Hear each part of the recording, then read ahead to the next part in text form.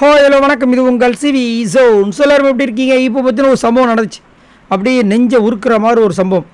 என்னென்னா, இந்த big pass வீட்டுக்குள்ளே பாய்ஸ் எஸ்எஸ் கேர்ள்ஸ்ன்றது ஸ்டார்டிங்லேருந்து இருக்குது. இதில் பற்றி எல்லாமே தனித்தனி. உங்களுக்கு சாப்பாடு வேணுமா தனித்தனி, தூங்குறது தனித்தனி, எல்லாமே தனித்தனி. அப்படின்னு இருக்கும்போது இந்த வாட்டி பார்த்தீங்கன்னா இந்த ப்ரொவிஷன் டாஸ்க் வந்து ரொம்ப பெரிய ஒரு பாதிப்பை ஏற்படுத்திச்சு ஆண்கள் டீமுக்கு. ஏன்னா அவங்களால வந்து பெருசாக விளையாட முடியல. ஒரு சில பேரோட விஷயங்களால் அது போச்சு. கம்மியாக தான் வந்து கிராசரி வந்துச்சு. நாளைக்கு பார்த்தீங்கன்னா சாப்பிட்றதுக்கு உணவுக்கு இல்லவே இல்லை. ஒரே ஒரு வேலை தான் சாப்பிட முடியும் போல இருக்குது. இன்றைக்குமே ரொம்ப கஷ்டப்பட்டாங்க. அதனால தான் சாச்சனா வந்துட்டு உதவும் மனப்பான்மையோட அந்த அரிசியை வந்து தூக்கி உள்ள போட்டிருப்பாங்க. மதியானமே பார்த்தீங்கன்னா கேர்ள்ஸ் டீம் வந்துட்டு ரிக்வஸ்ட் பண்ணியிருப்பாங்க பிக் பாஸ் கிட்டே. பிக் பாஸ் அவங்களுக்கு ஒன்றுமே இல்லை, பாவம், நாங்கள் கொடுத்தாலும் வாங்க மாட்டுறாங்க, ரொம்ப வைராக்கியமாக இருக்காங்க, நீங்கள் எதாவது கொடுத்து அனுப்புங்களா அப்படின்ட்டு.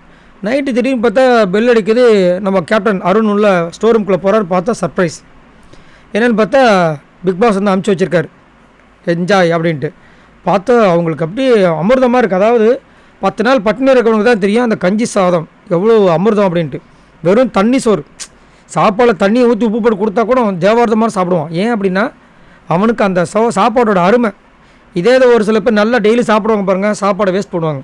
அதனால தான் ஃபுட்டை வந்து வேஸ்ட் பண்ணாதீங்கன்னுவாங்க. இப்போ அந்த அருமையெல்லாம் அவங்களுக்கு தெரிஞ்சிருக்கும். அது மட்டும் இல்லாமல் அவங்களுக்கு இல்லை வேறு. உடனே பிக் பாஸ் கொடுத்து அதை பார்த்துட்டு எல்லோரும் சந்தோஷப்பட்டு கேமராமேன் வந்துட்டு அப்படியே நன்றி நன்றின்னு சொல்லும்போது நம்மளுக்கே நம்ம வீட்டில் வந்து ஃபுட்டை வேஸ்ட் பண்ணக்கூடாது.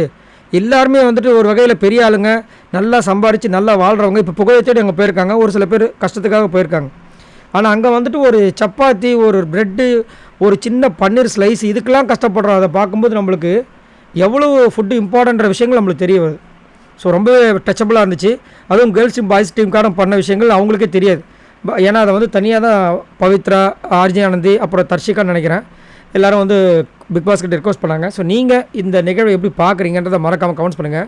ஸோ பிக் பாஸ் சூப்பராக பண்ணார். இதுக்கு ஏதாவது ஆப் வைக்க போகிறாருன்னு தெரியல. இதை வந்து நான் அடுத்த வாட்டி நான் மைனஸ் பண்ணிப்போம்னு சொல்லிட்டாருன்னா சம்மாசாக இருக்கும்.